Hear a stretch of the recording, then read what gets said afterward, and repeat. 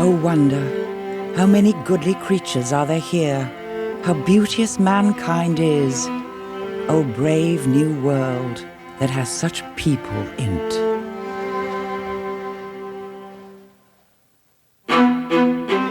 Things are changing, and sometimes you don't know it until your world is upside down.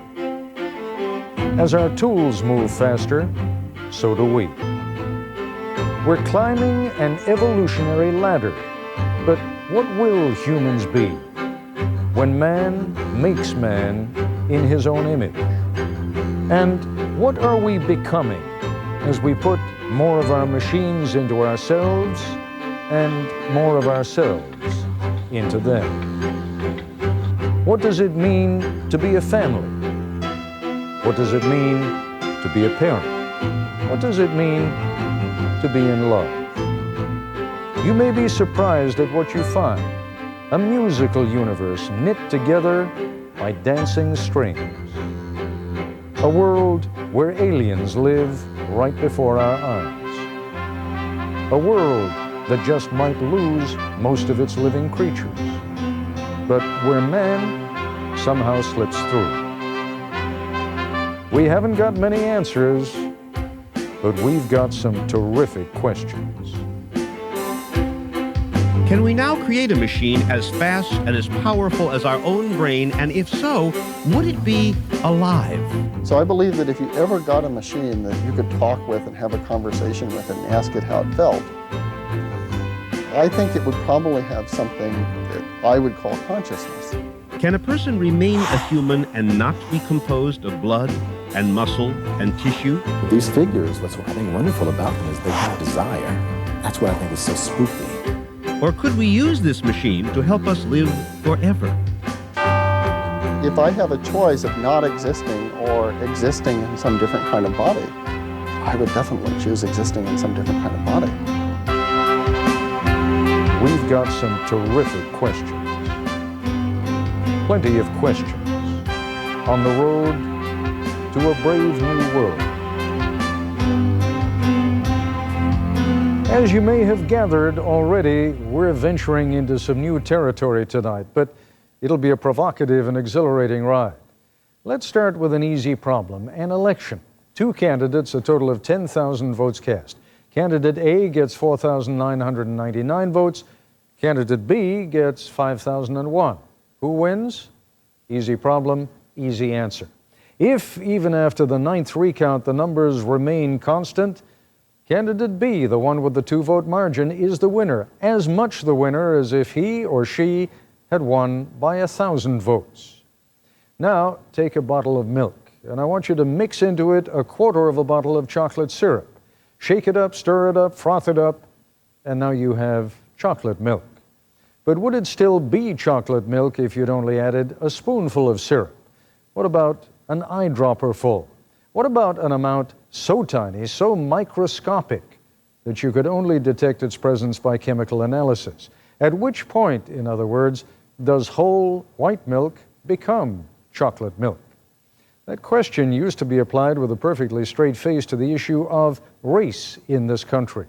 The law used to hold that if even one of your great-great-grandparents was black, you were considered black. So let's take that ludicrous law for a moment and reapply it. Let's say, for the sake of argument, that a cousin of yours has been in a terrible car accident. It's been many months, and surgeons have given her a baboon's heart, a pig's liver, and 2 mechanical legs. Well over 1/16 of her body is no longer human. What is she? Well, as long as the brain is human, you say. But be careful. My old friend Robert Krulwich will be taking us places tonight where Nightline doesn't normally venture. And our answers by the end of this program may not be as glib as at the beginning. Imagine yourself, for example, in a fairly common but pretty scary situation. You're aboard a plane, and just as you're taking off, the pilot tells you to buckle up. There's some lousy weather ahead. To begin, let's say it's a dark and stormy night like this one at an airport, And somewhere up in the sky are two different planes, both of them trying to land. And visibility, well, as you can see, it's terrible. One of the planes up there is a Boeing built in Seattle.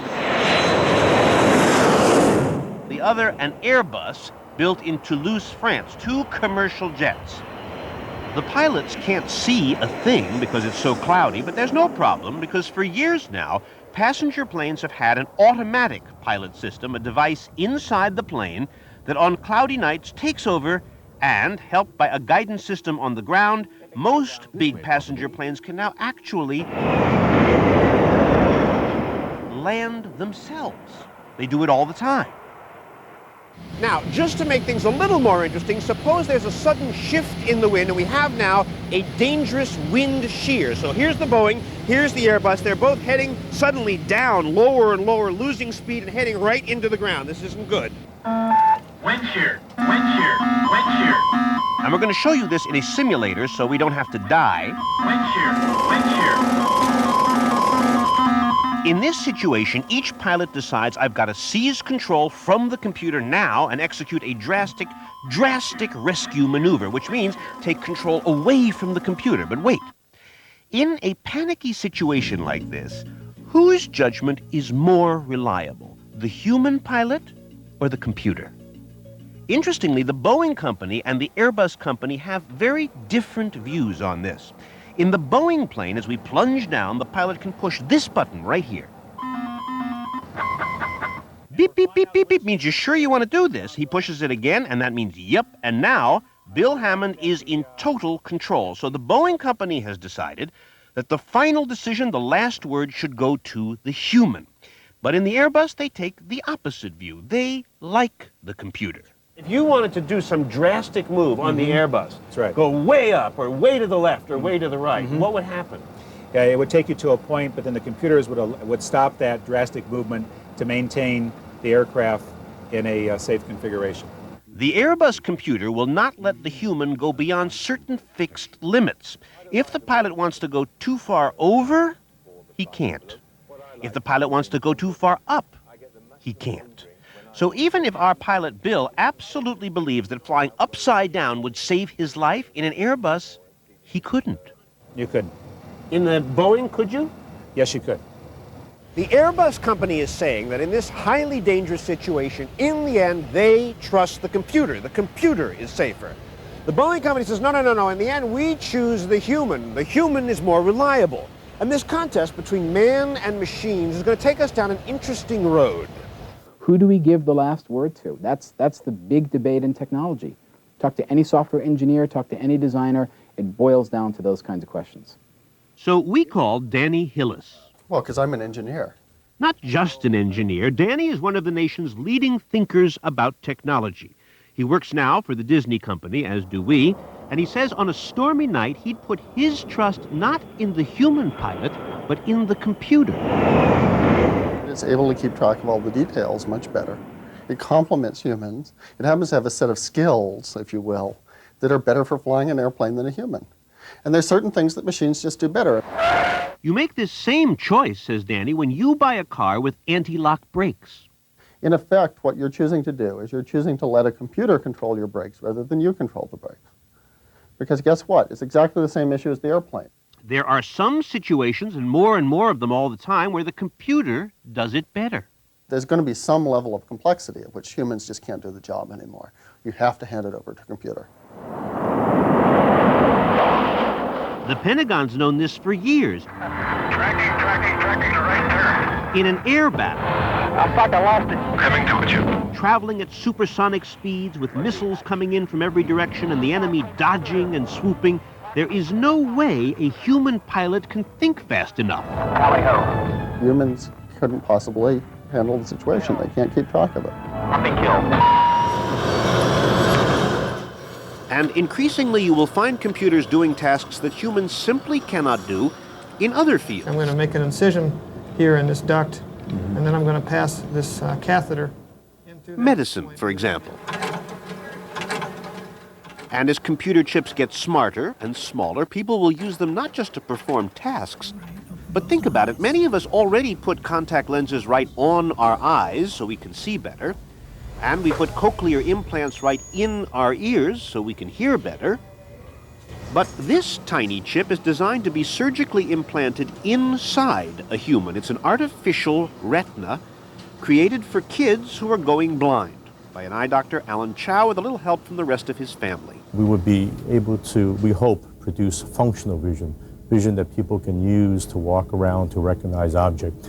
At first, ideas like this seem a little scary. But when they work, says Michael Schrage, all of a sudden, you're not so upset with technology anymore, because this technology makes your life significantly easier. And as for the idea that our bodies should stay natural or free of any machine or any other enhancement, Down the left field line, is it enough? even the great home run king Mark McGwire casually admitted that he takes a muscle-building substance, androstenedione, called Andro for short, which is legal. I've been there. I know. It's advertised on ESPN. I just know it could help you add size, strength, and cuts without the risks. More and more people, it seems, especially younger people, are willing to consider artificial enhancements to give their bodies an athletic advantage.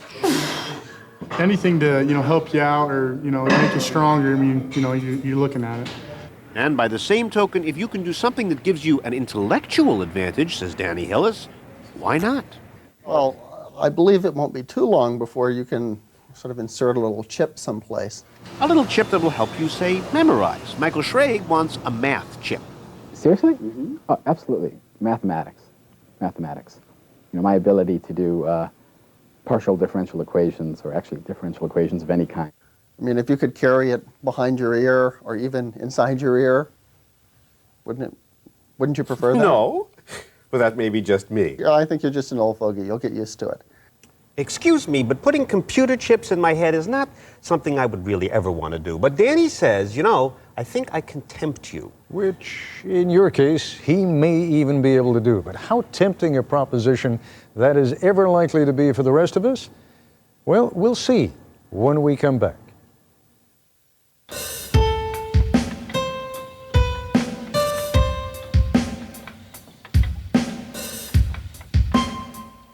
You all right, Kevin? Keep talking to me. Professor Kevin Warwick of the University of Sussex in Britain We're going about half an inch deep. decided last year to implant a computer chip in his arm. Just move your arm up and down, see if there's any. I'm a professor of cybernetics, and cybernetics is all about humans and machines interacting.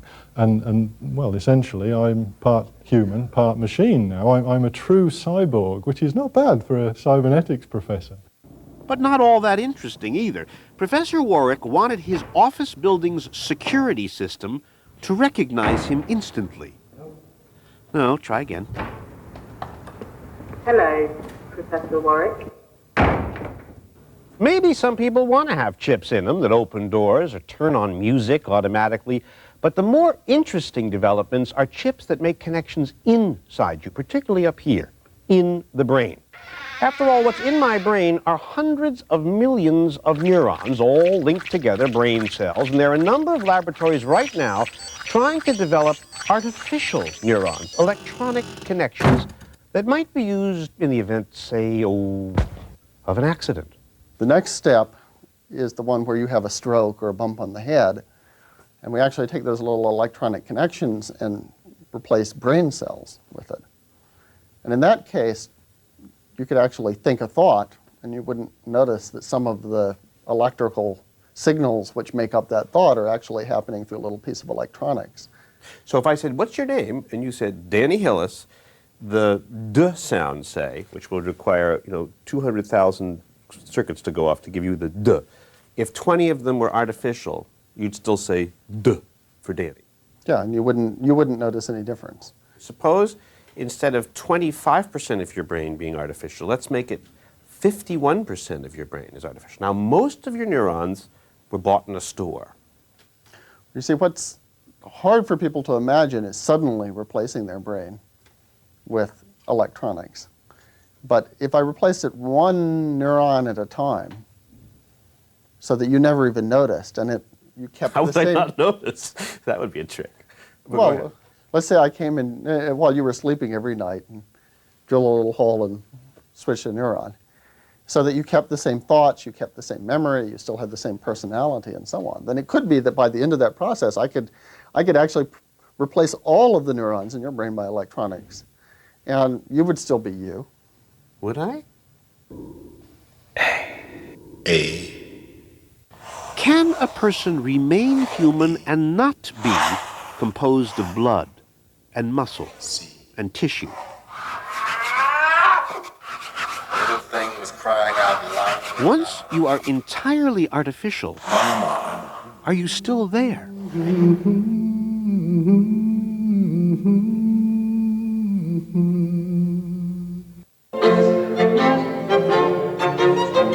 The great American dancer, choreographer Bill T. Jones tried an interesting experiment recently.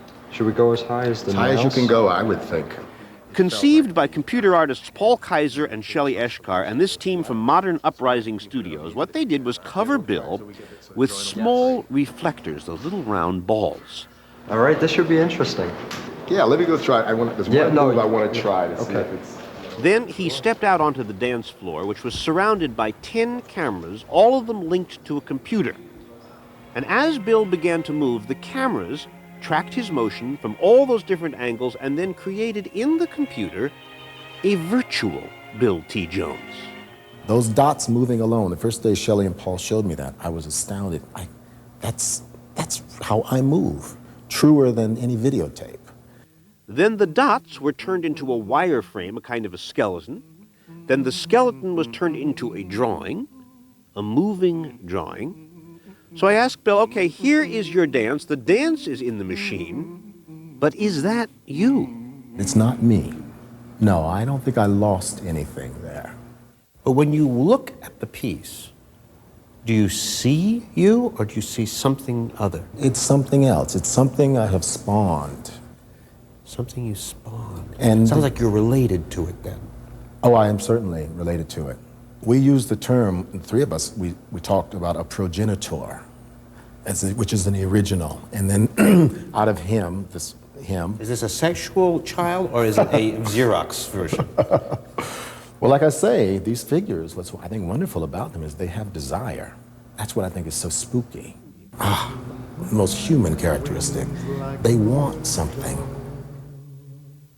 I'd fly away to the one I love, oh yes. Sail away, oh honey. Sail away. If one is captured totally in a machine, maybe this is what it would be like. To be there, but not really there. Stretch, honey. You gotta look way in there. You gotta stretch a little bit more, baby. Just a little bit more. It seems to be existing outside of me. And that's okay. Parallel to? Parallel to. Lesser than? Now, do we have to go there? Well, I don't know. Lesser than. Well, yes, lesser than.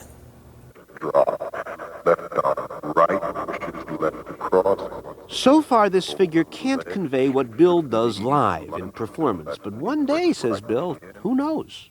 It's all about a beginning. That's what's so exciting about this work. It's a beginning.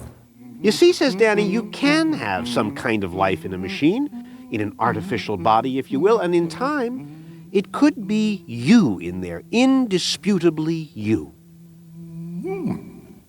If I have a choice of not existing or existing in some different kind of body, I would definitely choose existing in some different kind of body.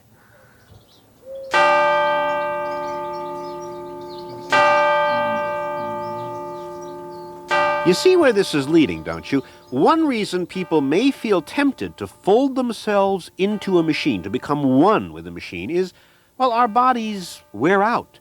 Machines, on the other hand, last much longer than we do. So the ultimate reward is that you don't have to die by this logic? Is that what you're saying? Yeah, I think so. If I could have a machine that lasted 1,000 years, I'd jump at the chance. You do really believe that there's no master plan here that requires death after a term of years not unlike the term we have now. I don't see anything fundamental about the human spirit that causes it to expire after 100 years. There is always who might have decreed it. Well, but by that argument, we ought to be dying at 22 years, which is what we died for most of humanity. But you literally, if you had a chance to live an active, healthy life for, let's say, 200 years, would you do it? In stainless steel or whatever you got Well, going for me? let's say after the first 100 years it's in stainless steel. I don't know, it's such a queer idea. So you'd rather be dead than be alive in a stainless steel body? I just wonder whether being alive in the stainless steel body is the same as being alive the way I feel it right now. It's probably not the same, but that makes it even more interesting.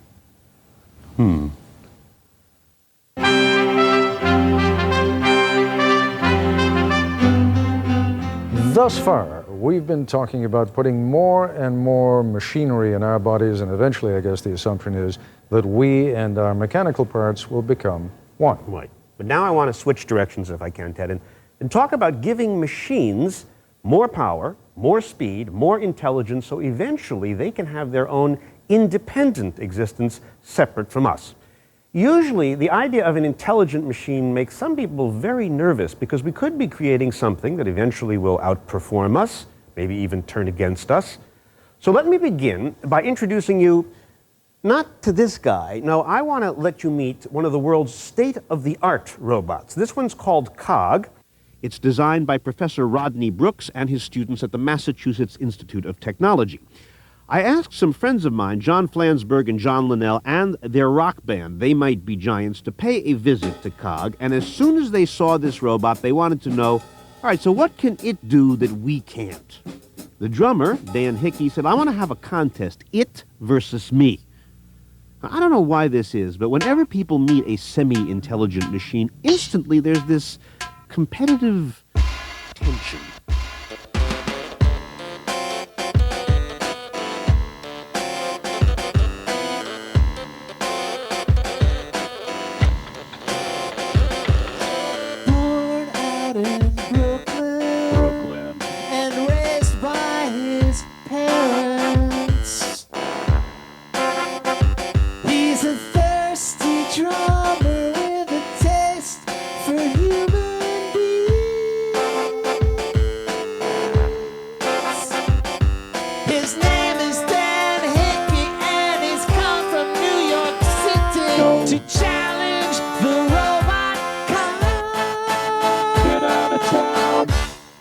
Okay, that was Dan Hickey, 6 feet tall, weighing in at 145 pounds with 2 sticks and a drum. Now, meet the robot, COG.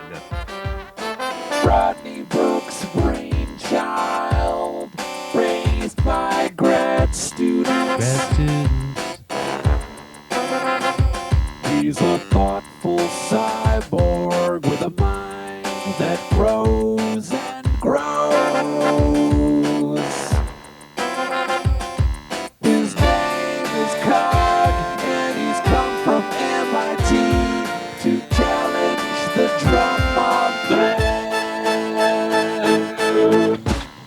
Okay, the stage is set. This will be a drum-off competition, 3 rounds, winner take all. Mr. Hickey, the human, will go first.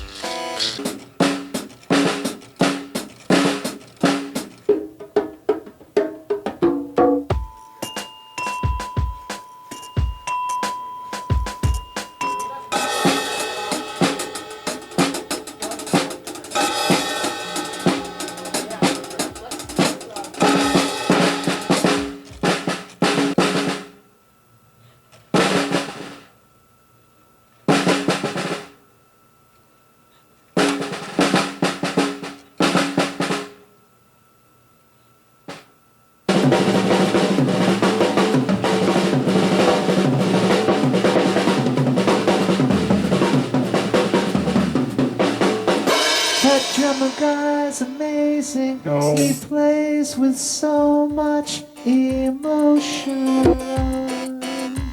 No. know. Human beats are still cog. Has the future sound? But I like the human feel. And you're getting old. John, whose side are you on? It's over, baby. What do you mean it's over, baby? It is not over. We are at the very beginning of the age of intelligent machines, and Cog, you may have noticed, has the musical ability of a doorknob. So, yeah, maybe it is one of the best robots around, but so far, we don't have anything to worry about. However, suppose Cog could listen to a Buddy Rich album, or Gene Krupa, and learn Krupa's technique on the drums, or maybe develop its own technique. Once our machines can develop on their own, and this is just starting, then we've got a contest. I asked Danny Hillis, is it possible to build a self-improving thinking machine? I think that it may be that a thinking machine would be just too complicated for engineers to design by their normal process of engineering. So you'd have to come up with a very different way of designing it. Another way to design it would be to evolve. To evolve it? To evolve it. How do you evolve a thinking machine? Well, how about this?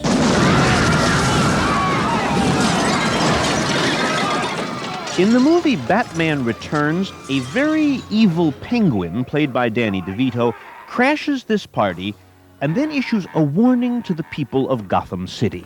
Right now, my troops are fanning out across town for your children. Yes, for your firstborn sons. And those troops, like Mr. DeVito, are also penguins. They're bad. They're bad? Yeah, they have rockets on their backs. But here's where it gets interesting. The director of the film, Tim Burton, asked his animators, Andrea Loesch and her husband, Paul Ashtown, to create an army of penguins, put 1,500 of them on the screen at the same time, and have them move just like real penguins. Andrea and Paul said, okay, but we won't do it. We're going to have our computer do it on its own. So they began by observing real penguins. One penguin behavior is made up of his feet doing one thing, his arms doing another, his head doing another. Paul and Andrea cataloged dozens and dozens of different behaviors. We just tried to mimic everything. And then Paul translated all the classic penguin moves into computer code. So instead of having to draw 1,500 different penguins moving 1,500 different ways, they just said to the computer, okay, you do it. So, for example, here, Andrea drew one rocket-bearing penguin, and that penguin was given, say, 5,000 different behavior combinations to choose from. So this one goes step, step, step, step, step, step, step, step, lean forward, waddle, waddle, waddle, up, left, and right. But now add in a few more birds, each one choosing its own moves, and you have got a real flock created not by an animator exactly, but by some simple rules from biology. In essence, what we did was we gave each bird a primitive brain. And once you give 1,500 penguins 1,500 bird brains, then what happens? And you let the computer work overnight. In the final cut, director Tim Burton used real penguins or robot penguins for close-ups to build the action as the entire army converged downtown to launch its rocket attack. But this overhead shot of the penguins arriving, and this shot as they reach Gotham Square, and this one of the penguins suddenly turning and reversing direction, all these tiny penguin moves were created by the computer on its own. So much so, in this shot, look at these three penguins. 1, 2, and 3. Now run the tape. Notice they wander off in the wrong direction.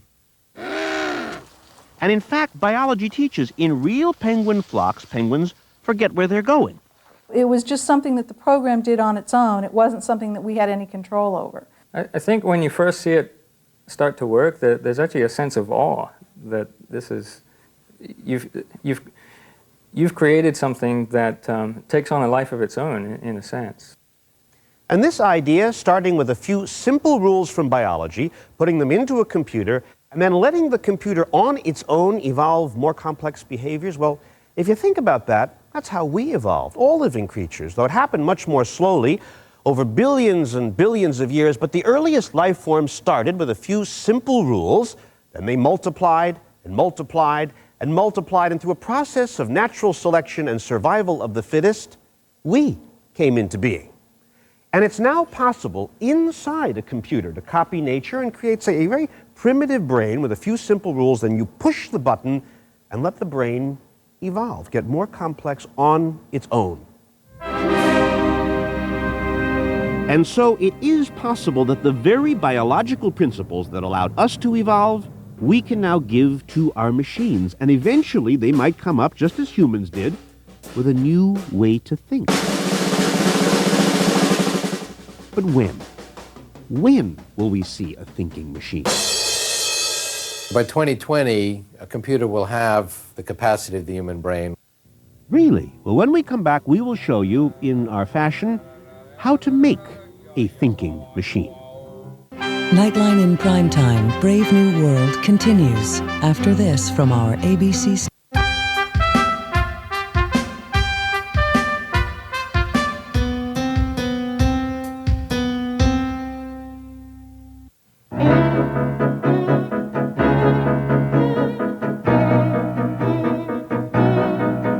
Somebody, right now, is trying to create an artificial brain.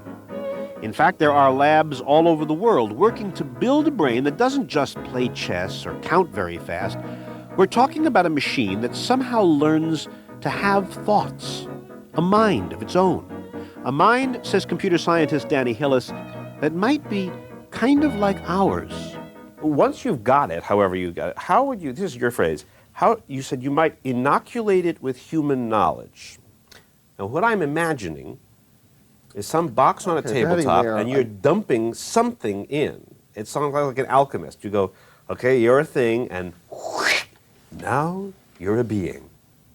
What is this? This is the sort of pre-scientific idea, which is that basically you mix a bunch of ingredients together in a pot. And add lightning. You stir them together, you add lightning, you cook it over a fire, you cast the right magic spell, and then the thing begins to think.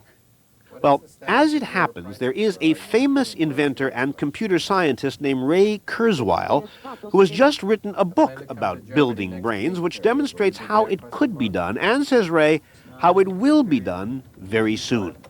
2030, there'll be non-biological entities. You can call them machines or call them computers, but they're very different than today's computers. But this is technology we'll create and are creating today that will be equivalent to human intelligence and in many ways superior because of that. By 2030. Right. But how's that possible? I have a couple of friends who are a little on the odd side, like myself, but Josh, Adam, and I looked at Chapter 6 of Ray's new book called Building New Brains, and here is what we're up against. Here is a human brain with its basic unit, the neuron, and there are 100 billion neurons, more or less, in the brain, not to mention that each neuron is connected to a whole bunch of other neurons, and each group of neurons are connected to the other neurons in the brain, which means in the end you've got an awful lot of connections. What is more, once the brain is working, each connection makes something like 200 calculations every single second. So, if you put the whole thing together to get the equivalent of a human brain, you would need enough computing power to generate 20 million billion calculations every second. 20 million billion. I ask you, could we ever get that much computational power into a computer? Well, $1,000 of computation will have that 20 million billion calculations per second by 2019. Not a problem, says Ray, because he says ordinary $1,000 computers are bound to get much, much more powerful. But the basic capacity it's exploding exponentially. And it has been for 100 years. I mean, for the past 100 years, computers have been been doubling in power, first every 3 years, then every 2 years. Now they're doubling in power every 1 year. And this is, by the way, some kind of basic rule that you hear all the time if you travel among technologists. What's it called? This has been called Moore's Law. I call it the law of exponential growth. What's it called? The what? Moore? Moore's Law. Who's Moore? Moore, Gordon Moore. Now, in the mid-70s, Gordon Moore, he was head of Intel, observed that engineers double the power of computer chips every 24 months. So, we call this phenomenon Moore's Law. Now, Utilizing this law, we'll take this chip and we'll keep doubling its power until it reaches the computing capacity of a human brain. So, assuming Gordon Moore is correct, Computers will automatically get more powerful. But how long will it take?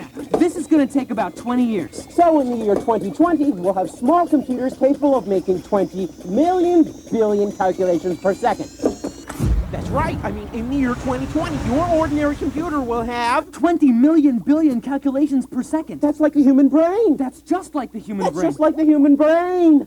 You think that when a machine gets 20 million billion connections per second, that it will have the subtlety, the humor, the finesse, the grace of a human brain? No.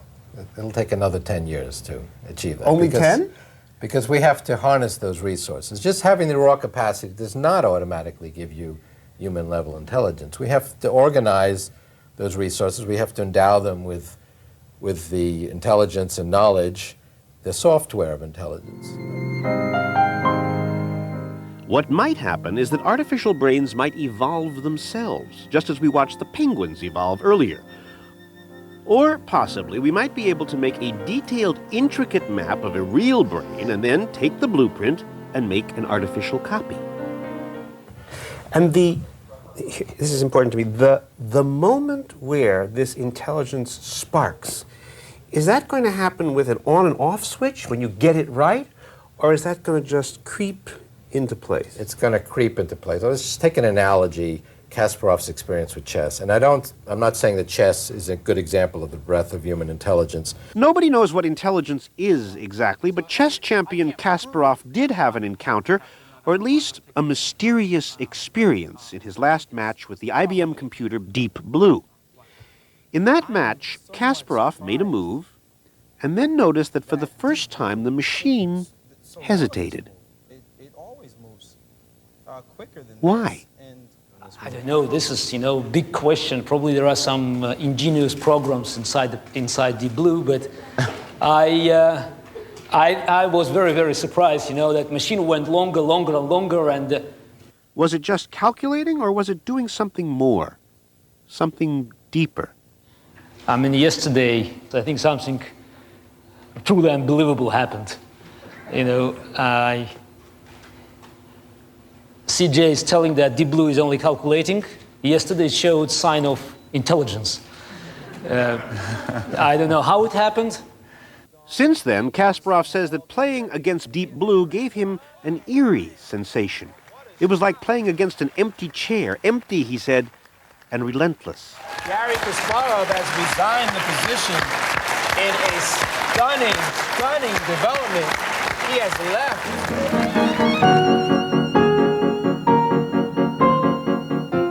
At this point, nobody knows deep down among the million billion connections in a brain when or how intuition or consciousness or the soul tiptoes in. Computer scientist Ray Kurzweil believes that with 20 million billion connections, you can create a human-like brain soon. Danny Hillis is not so sure about soon. People have been working on this for thousands of years. Every once in a while, we make a little spurt of progress.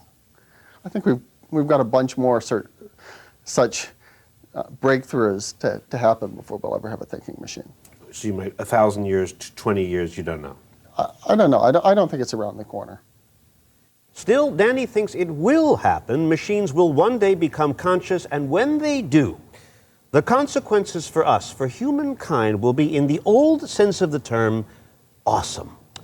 As you will see if the computer brings us back when it's programmed to do in 2 minutes and 50 seconds from now.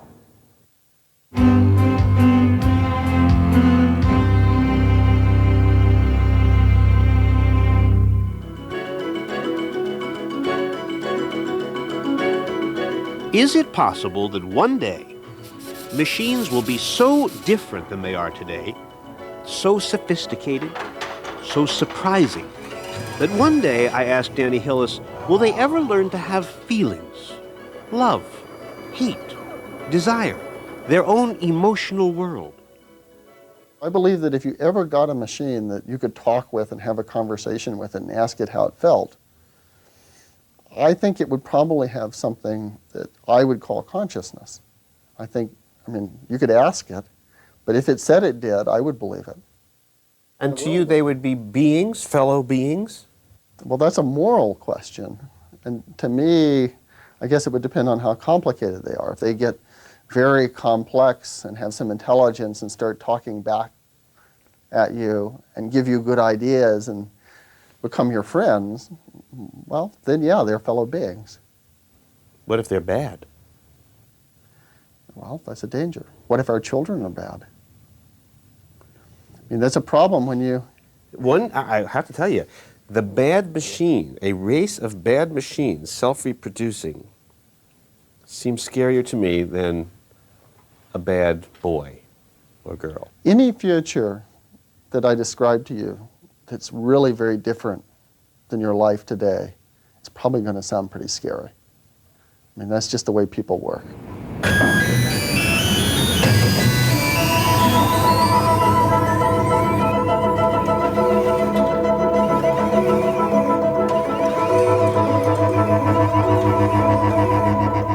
We have no idea what these creatures might be like. They could be utterly alien or comforting or friendly.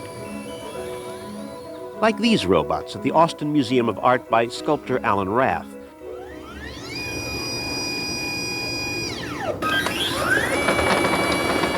But in the end, when we consider the future of man and machine, there do seem to be two possibilities. On the one hand, we can put more and more machines into our bodies till we and our machines become one. Or at the same time, it may be our evolutionary destiny to create a new race of beings like these. They're not made of muscle or tissue or cells. They're man-made objects that we create, and then like a new species, they grow away from us and leave us behind. But how will we know if and when our machines have become truly independent? Robert Krulwich and I will talk about that and the future of intelligent machines when we come back.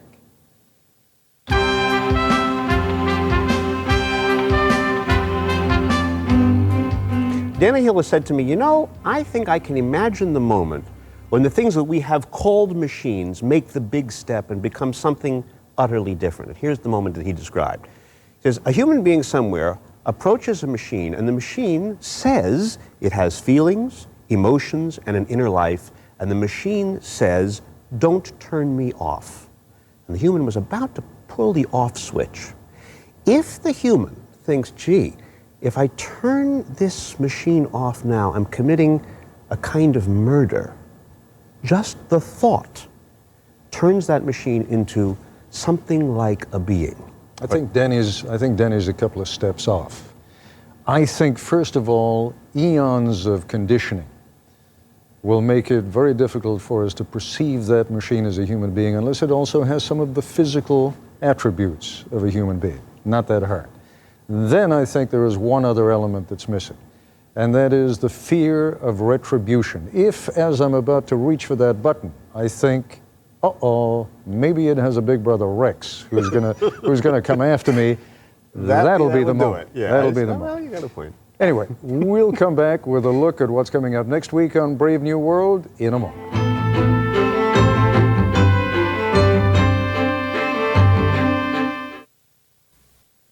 What makes a family a family? We thank you for the fellowship. It's a question that hits close to home. I'm the 13th child. Can you just create a family? Every time we had a family meeting, we knew we were getting another kid. And then, when do you stop? This is another gift God has given in a different way. Next week, Holding Together, a family story. For more information on the melding of man and machine or any other topic discussed on this series, visit our website at abcnews.com. And please don't forget, Nightline, tonight, after your local news. That's our broadcast for tonight. I'm Ted Koppel. For all of us here at ABC News, good night.